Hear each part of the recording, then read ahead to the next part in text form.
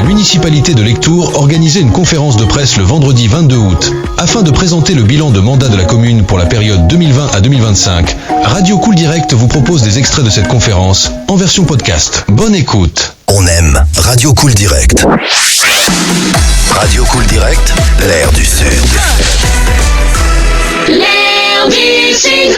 Donc l'idée déjà quand j'ai intégré l'équipe, c'était de créer un cadre réglementaire dans lequel on allait travailler et impliquer toute la jeunesse lectouroise, les associations et tous les services qui travaillent avec les jeunes à Lectoure, la médiathèque, etc. Enfin tous les services qui gèrent la jeunesse à Lectoure. Donc la première chose donc est le projet éducatif territorial.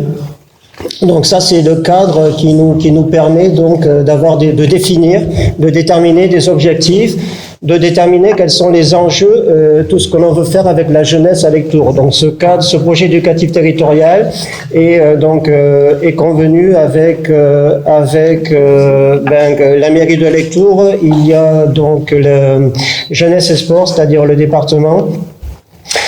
Qui est intégré dans cet outil-là. Cet outil nous permet en fait d'avoir vraiment une vision de tout ce que l'on va faire au niveau de tous les projets que l'on va mener, les actions que l'on va mener au niveau de Lectoure, et intègre tous les acteurs qui travaillent dans le secteur de la jeunesse. Donc ensuite, la lutte contre la violence dans le sport. Alors ça, c'est une conférence que j'avais créée dès le début, parce qu'il me semblait que quand j'intégrais la mairie, il fallait qu'on mette certains points sur les i, on va dire, certaines normes, et expliquer comment on peut travailler avec la jeunesse et quelles sont les limites à ne pas dépasser lorsqu'on travaille avec la jeunesse. Alors cette conférence avait pour but de mobiliser donc tous les acteurs qui travaillent avec la jeunesse dans le milieu, les psychologues, les enseignants, les éducateurs, toutes les associations, les écoles, etc. Tous ceux qui travaillent avec la jeunesse pour protéger, en fait, pour mettre en place et pour déterminer quelles sont les actions qui vont protéger les jeunes dans le sport. Quand je dis protéger les jeunes, ça veut dire leur donner une vision pour ces jeunes-là et les sensibiliser donc à tous les problèmes de harcèlement, de violence, etc. Donc nous avons réalisé un petit livret à destination de toutes les associations lectoureuses et tous les particuliers qui le veulent. Il est encore disponible d'ailleurs en haut à mairie. Et ces livrets donc ce livret donc contient toutes les notes qu'il y a donc par rapport à la protection des jeunes, la prévention de tous les troubles que l'on peut connaître par rapport aux jeunes dans le sport. C'est aussi un outil donc à disposition de tous les éducateurs sportifs, qui détermine quelles sont leurs responsabilités par rapport à ces jeunes. Alors ça fait pas peur normalement aux éducateurs, ils connaissent ces choses-là, mais ça permet aussi quand il y a une problématique donc au niveau d'un jeune, d'un éducateur, etc., de pouvoir recourir aux instances qui vont protéger ces jeunes-là.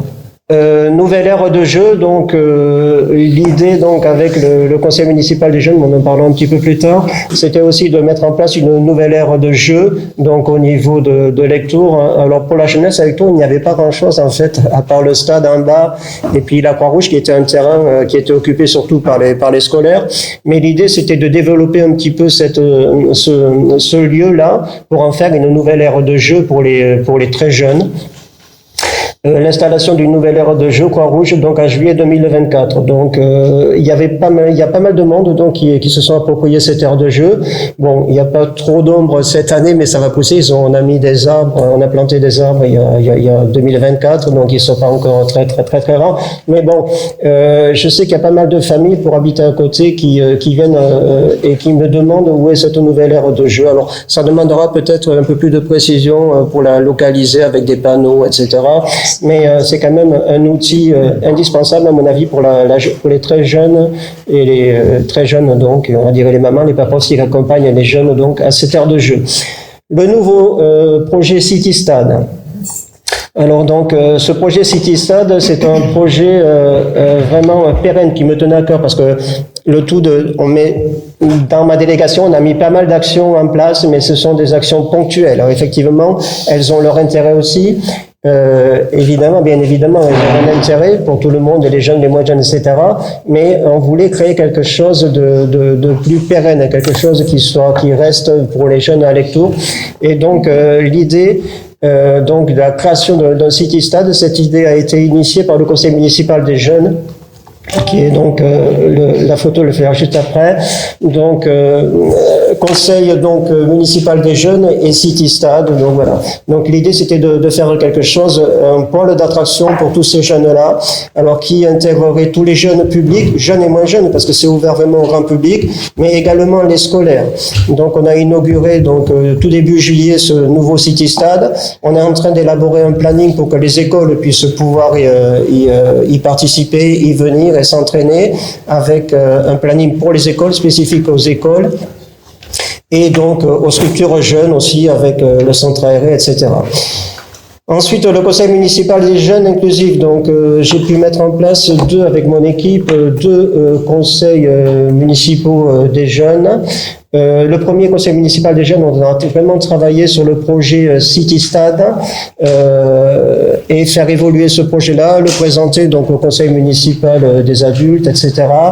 Et travailler donc avec le conseil municipal des jeunes. Alors l'idée du conseil municipal des jeunes, bien entendu, c'est faire participer tous les jeunes à la vie municipale, de la municipalité, sur l'ensemble des actions que l'on mène. Alors il peut y avoir des actions spéciales pour les jeunes. Je pense à l'Uniday avec l'UNICEF, mais je pense aussi donc à d'autres actions, Marie-Hélène, donc pour les animations de fin d'année, etc., les illuminations où les jeunes peuvent participer. Et aussi les former à la vie sociale, à la vie politique, puisqu'ils participent aussi à toutes les commémorations, et on y tient vraiment qu'ils participent à toutes ces commémorations de la guerre, etc., donc qui sont faites à Lectoure. La numérisation de l'école Robert Cassin, donc voilà. Donc là, il y a un travail qui a été fait vraiment pour la numérisation de tous les équipements scolaires pour faciliter les choses. Bon, on voit un petit peu un exemple là avec le centre aéré pour cette année, pour cet été. Tout est informatisé, donc les gens n'ont plus à faire la queue pour aller inscrire leur enfant, donc pour l'été, pour le centre aéré. Tout est numérisé, tout est informatisé, donc ça va beaucoup plus vite et ça nous permet nous aussi d'encadrer mieux les choses et de gérer un petit peu les mécontentements des gens qui étaient qui s'attardaient à faire la queue donc pour inscrire leur enfant au centre aéré. Voilà. Donc là vous avez quelques actions qui ont été menées au niveau de jeunesse, sport et éducation. Bon, il y en a d'autres.